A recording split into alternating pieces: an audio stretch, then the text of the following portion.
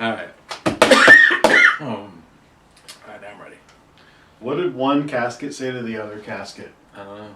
Is that you coughing? Yay! Welcome to another episode of Monster Men. Arr! Arr!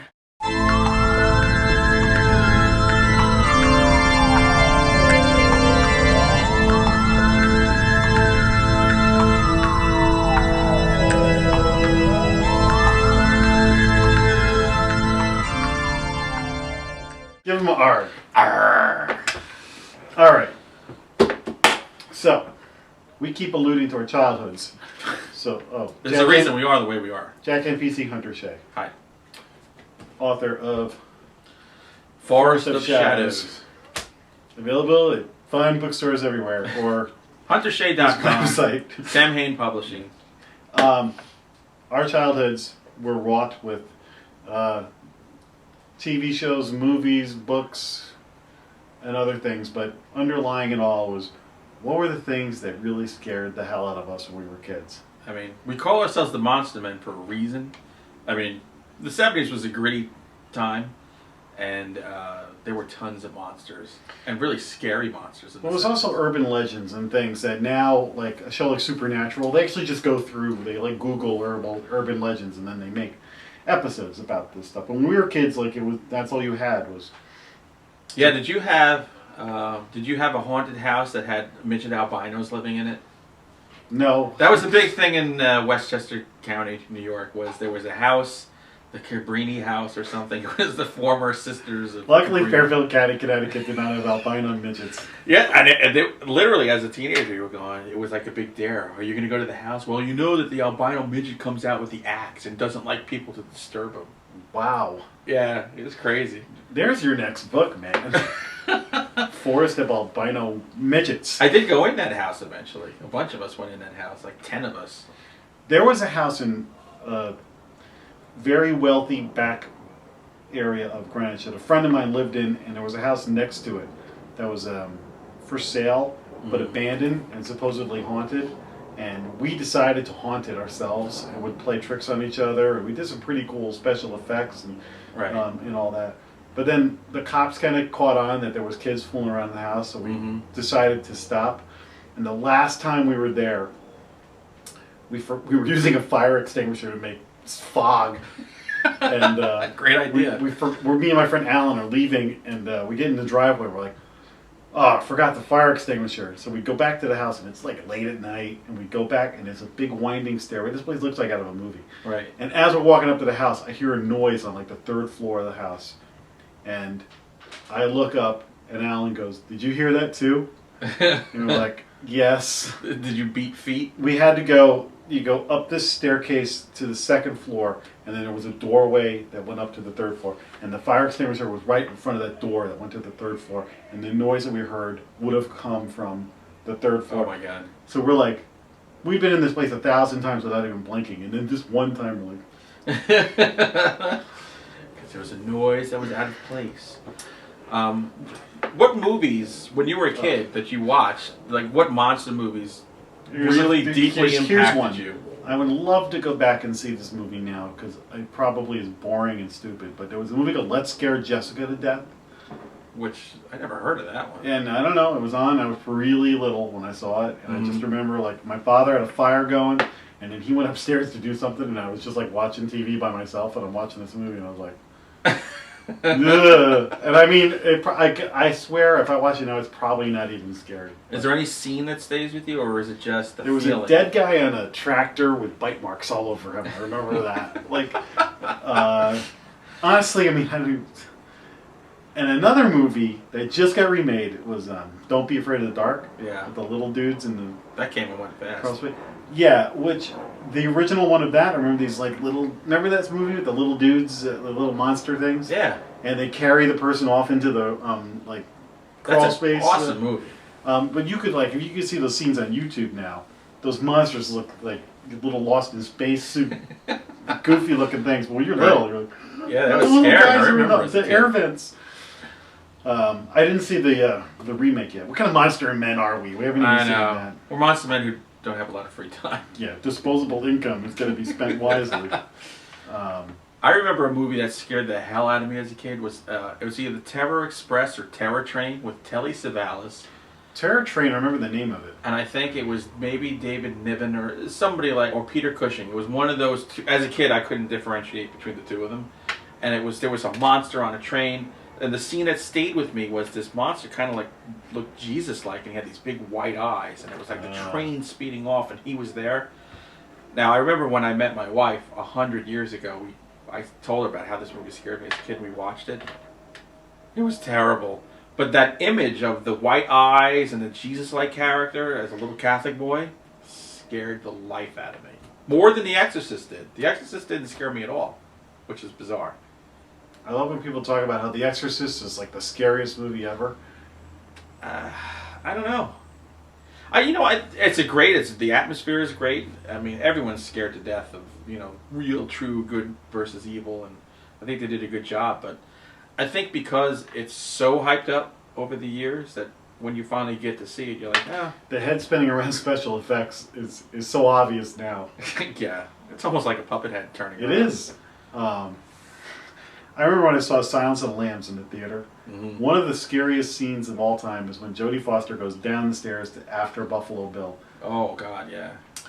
And I lived in Massachusetts at the time, and there was this roast beef place nearby, and it was called Buffalo Bill's. And while this scene is unfolding, I leaned over to my friend and I go, "We should go to Buffalo Bill's after this." And he just turns to me like, "What the hell is wrong with you?" I want roast beef. But like that moment when she went down, I was like, "This is what going to a horror movie is all about. Like this is an awesome, scary scene." And I mean, it's few and far between that you find moments like that. And when you've seen as many as we've seen, you kind of get jaded, and it takes a lot to get you. But as kids, I mean, American Werewolf in London kind of freaked me out. That the way he transformed. I was fascinated by it, and I bought like every issue of Fangoria that had pictures of... David. I'm sorry I called you Meatloaf. I mean, that was really that cool. movie never scared me. I just got a kick out of that movie. You know what scared me was the Louis Jourdan Dracula. I mentioned this before on Channel 13. Yeah. Which you watch it now, and I'm like, this scared me, really? But there was, what was it? The atmosphere and the music of that movie. You know what? Music plays a key role in terror. Those Hammer movies did a good job of. If you watch them now again, you're like, wow. Yeah. But back then, there was imagery. There was like somebody bearing fangs or somebody doing something that was, as a little kid, you watch Creature Feature or Channel 9 in the middle at midnight, and then you go to bed. You probably didn't even stay up for the whole movie. Right. I usually fell asleep. But you went to bed thinking about that freaking lady vampire in the cemetery. Right. Or that, and you're like... I gotta tell you, as a little kid... Taking garlic powder off of the spice rack to put it on your windows. As a little kid, I was scared of Frankenstein, the Wolfman, the Werewolf, the Mummy, Phantom of the Opera, Nosferatu. Like, afraid of Phantom of the Opera? Yeah, he's kind of freaky looking. He was up here somewhere before. Oh, there he is. Oh, come on. That's freaky looking. I'd be more scared to actually have to sit through an opera. Well, I haven't. It's terrible. But, I mean, it was... I was exposed to all of those, the old Universal monsters, which we will dedicate an entire episode to the Universal monsters. Absolutely. But as a very little kid, those really scared me. But again, they were dark, they were black and white, and they had really good music and everything, so just frightened the heck out of me. When I was really little, my parents knew I loved all this stuff, but they got me a book and about monsters and stuff, and I was terrified of it. I was like, ah! And I was like, I loved it, but I was scared of it. And that's like the magic ingredients or recipe. Mm-hmm. It was like, I loved it's you look over I want to watch, but I'm afraid. Yes. It probably all starts with The Wizard of Oz. You know what? I wasn't a fan. That witch scared the hell out of me. A lot of people are afraid of the flying monkeys, but I was afraid of the witch. There's a scene where Dorothy's like trapped in the castle and she's looking in the crystal ball, and she sees Auntie M. She's like, "Oh, witch is home," and all of a sudden it turns into the witch, and she like turns around, and I was like, "Ah!" You want to know here's something? There was a Bigfoot movie made in the late 70s. we had a movie theater that was 2 blocks from my house, and we would go. That's where we'd spend our afternoons. And it supposedly contained the actual recording of a Bigfoot, which was one of the like that weird kind of thing. I saw that, and I swear to God, I almost peed in my pants. I was so scared. And then, 3 weeks later, there was an In Search Of on that had Bigfoot. Scared the life out of me just thinking about Bigfoot. See, Bigfoot for me was more $6 Million Man. So anything I saw since then, I was like, well, it's just a bionic. Yeah, It's Andre the Giant or Richard Kiel. Who was it? I think it was Richard Kiel. Richard Kiel. Yeah. But no, Bigfoot, to this day, when I still see things on Bigfoot, I think back to that howl that was in that movie. Nice. And I still get that reaction. Triggers. Yeah, it's weird. Very weird. But I mean, that's all the stuff that made us, this magazine, Famous Monsters of Filmland and Fangoria. Just this cover itself.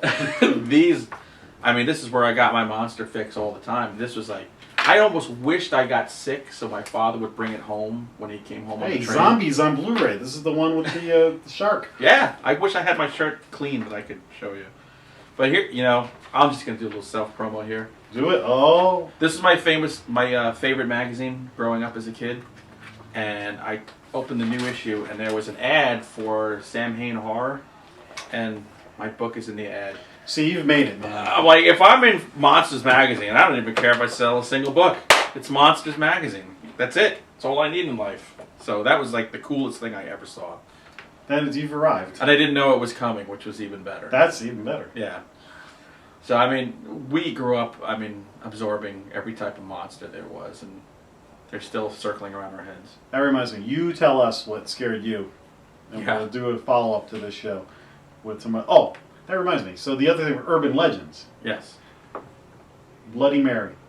Say 5, that's for Candyman. They ripped off Bloody Mary. And actually Paranormal Activity 3 is coming out, and it looks like they're playing up Bloody Mary. Yes, because they're going back to the girls when they were young in the 80s. That was one of the things that I was a little timid about, looking in mirrors in the dark. Ouija board scared me. I was a little nervous about Ouija boards. Algia board scared me, not Ouija board. I saw a great episode of Penn and Teller, BS, and they were debunking Ouija boards. Right. And you got to see the episode, because they go to a hotel where Fred Mertz lived, and they try and contact Fred Mertz on the Ouija board. That show's awesome. William Frawley. William Frawley. The great William Frawley. The original Uncle Charlie on My Three Sons. Was he? Yeah, short-lived. Oh, wow, I didn't know that. Yeah. I learned something new today. Stick with me, I'm wicked smart. All right, that's it. So like I was saying, send us what scared you as a kid, movies, urban legends, books. TVs, anything. Tell us what scared you. Clown photos, paintings of clowns. If you have an idea of something that will scare 2 jaded old guys, we'd like to hear that. Here, I'll close with this. I was terrified of paintings of clowns when I was a kid. My mother took them down, and then what did I replace them with? Posters of Kiss. Same thing. Just bad music involved.